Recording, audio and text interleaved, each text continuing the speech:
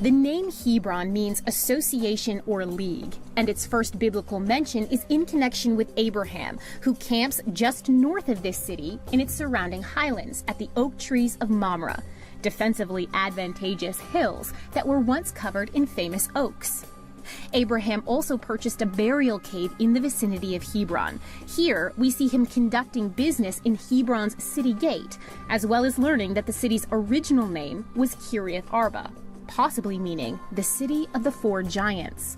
Numbers 13 tells us that right after the exodus from Egypt, 3 descendants of Anak were living here, large, intimidating warriors that the spies of Israel tied to the Nephilim of Genesis.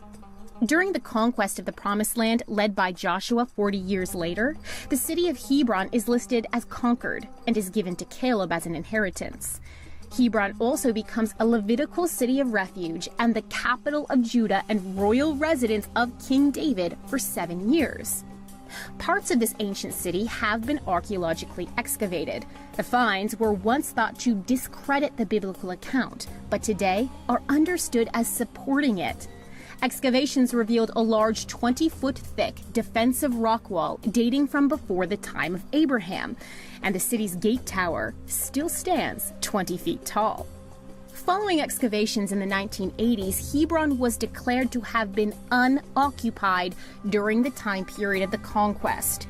This would pose a major problem, since the scriptures openly claim Israel took over a very occupied, fortified Hebron.